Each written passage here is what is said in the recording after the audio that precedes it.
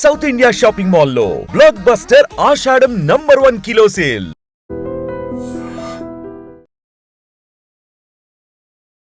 Welcome to iDream news. This is Pavan. So భార్యలు భర్తల్ని చంపడం అయితే కంటిన్యూస్గా మనం ప్రతి చోట వింటూనే ఉన్నాము. ఆ దారుణం ఏంటంటే అతి కిరాతకంగా చంపుతున్నారు. ఇష్టం లేనప్పుడు ఆ విడిగా ఉండే వాళ్ళకి ఒక ఆప్షన్ ఉంది, అది ఎందుకు చూస్ చేసుకోవట్లేదు? ఆ డివోర్స్ ఇచ్చి ఆ విడిగా ఎవరి దారిన వాళ్ళు ఉండొచ్చు కదా. కానీ ఎక్కడ చూసుకున్నా సరే వాళ్ళకి నచ్చకపోతే భర్తల్ని చంపేసి మరి ఎవరైతే ఇల్లీగల్ రిలేషన్షిప్ పెట్టుకున్నారో వాళ్ళతో వెళ్ళిపోతున్నారు. సో అదే తరహాలో మళ్ళీ హైదరాబాద్లో మరో సంఘటన జరిగింది.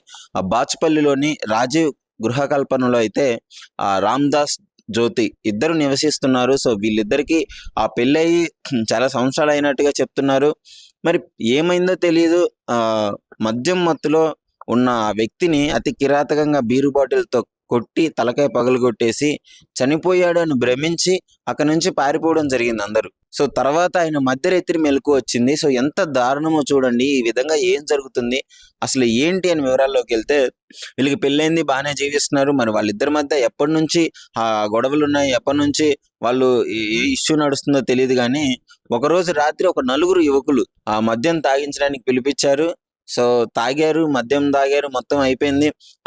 రామ్దాస్ ఎవరైతే ఉన్నాడో ఆయన ఆ మత్తులోకి వెళ్ళిపోయిన తర్వాత, అంటే ఇంకా ఆయనకి ఏ స్పృహ లేనప్పుడు బాగా తాగిచ్చేసి ఇతన్ని ఏదో మీద దాడి చేయాలని చెప్పేసి నిర్ణయించుకున్నాడు. దాడి చేసిన తర్వాత తాగాడు మొత్తం, అంటే ఇక ఫుల్గా ఎక్కేసింది అతనికి. ఆ వెంటనే బీరు బాటిల్ తీసుకొని తల పగల కొట్టేసి పిచ్చి పిచ్చిగా కొట్టేసి ఆయన స్పృహ కోల్పోయి పడిపోవడంతో చనిపోయాడు అని భ్రమించి అక్కడ నుంచి నలుగురు యువకులు, అదేవిధంగా వాళ్ళ భార్య జ్యోతి కూడా పారిపోవడం జరిగింది. సో వెంటనే ఆయనకి మధ్యరాత్రి మెలకు వచ్చింది రామ్దాస్కి. సో లేచి వెంటనే వాళ్ళ తమ్ముడి దగ్గరికి వెళ్ళాడు. ఆ రక్తపు మడుగుల్లో నుంచి లేచి చూసుకొని వాళ్ళ తమ్ముడి దగ్గరికి వెళ్తే వాళ్ళ తమ్ముడు వెంటనే ఆ ట్రీట్మెంట్ అది చేయించి ఆ క్లినిక్ తీసుకెళ్ళి ఆ పోలీస్ కంప్లైంట్ ఇవ్వడం అయితే జరిగింది. సో ఈ విధంగా ఉంది అని చెప్పేసి. సో పోలీస్ కంప్లైంట్ ఏమని ఇచ్చాడంటే, తన భార్య తనని చంపేయడానికి ప్రయత్నించింది నలుగురు యువకులతో కలిసి అని చెప్పేసి కంప్లైంట్ ఇచ్చాడు. ఎందుకు వాళ్ళ భార్యను అనుమానించాల్సి వస్తుందంటే, నలుగురు యువకులు చంపి వెళ్ళిపోతే వాళ్ళ భార్య కదా దగ్గరుండి చూసుకోవాల్సింది. కానీ వాళ్ళ భార్య కూడా లేదు, వాళ్ళతో పాటు జంప్ అయిపోయింది అనమాట. సో అసలు అప్పుడు డౌట్ వచ్చింది, తనే చేసి ఉంటుంది ఇది అని చెప్పేసి. సో ఈ విధంగా ఆమెడు కూడా కంప్లైంట్ ఇవ్వడం జరిగింది. పోలీసు వాళ్ళు కూడా ఎంక్వైరీ చేస్తున్నారు. అలా వాట్సాప్ చాటింగ్లలో ఉందా, ఫోన్ కాలింగ్లో ఉందా, ఎలా మాట్లాడుకున్నారు ఏంటి అనే పరిస్థితి మొత్తం ఆ వివరాల్లోకి వెళ్ళి మొత్తం చెక్ చేస్తున్నారు. ఆ సీసీటీవీ ఫుటేజ్ కూడా చూడటానికి ప్రయత్నిస్తున్నారు.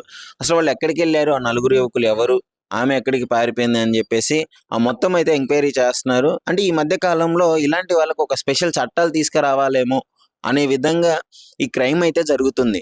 అంటే 1-2 చూస్తే అనుకోవచ్చు, కానీ ప్రతి చోట ఇదే, భార్యలు భర్తల్ని చంపేయాలి, చంపేసి వెళ్ళిపోవాలి అని ఇదే కాన్సెప్ట్. వాళ్ళ మైండ్లో అయితే చంపాలి అనే ఆలోచన ఎందుకు వస్తుందో తెలియదు. కానీ ఆ భార్యలందరూ భర్తల్ని వెళ్ళి ఇదే విధంగా చంపుతున్నారు. మరి చూడాలి ఆ పోలీస్ వాళ్ళు ఎంక్వైరీ చేసి మరి చివరిగా ఏం డెసిషన్కి వస్తారో, వాళ్ళని దుండగులను పట్టుకుంటారా లేదా అనేది. ప్రస్తుతం అయితే పరారీలో ఉన్నారు, 5గురు పరారీలో ఉన్నారు, 4 యువకులు, అదేవిధంగా భార్య కూడా పరారీలో ఉంది. మరి పోలీసు వాళ్ళకి కన్సిడర్ చేసుకున్నారు, కేసు నమోదు చేశారు. కాబట్టి ముందుగా దుండగల్ పోలీస్ స్టేషన్కి వస్తుందని చెప్పేసి ఈ కేసుని బాచుపల్లి నుంచి దుండగల్కి ట్రాన్స్ఫర్ చేసినట్టయితే తెలుస్తుంది. సో మరి అక్కడ పోలీసులు అయితే ఎంక్వైరీ చేస్తున్నారు. అప్డేట్ కూడా మీకు వెంటనే ఇస్తాను, తెలిసిన వెంటనే. సో ఐడ్రీమ్ న్యూస్ని అయితే ఫాలో అవుతూ ఉండండి. నిజంగా ప్రస్తుతం ఉన్నటువంటి సమాజం దేనికి ప్రయారిటీ ఇస్తుంది? ఆర్థిక సంబంధాల చుట్టూ మాత్రమే తిరుగుతోంది. మళ్ళీ ఎన్నికలంగానే చాలా విరక్తి కలుగుతాం. మంచి అనిపిస్తుంది కదా, లేడీస్ కూడా ఛాలెంజింగ్ జాబ్స్ చేసినప్పుడు చాలా బాగుంటది. ట్రాఫిక్ అసిస్టెంట్స్ గా నియమించిన ట్రాన్స్జెండర్స్ అందరితో సాల్యూట్ చేయించుకుంటున్నారు. ఫుడ్ డెలివరీ ఇవ్వటానికి వెళ్ళినటువంటి డెలివరీ బాయ్ అనిల్ పై కళ్ళ ముందు పెళ్ళండి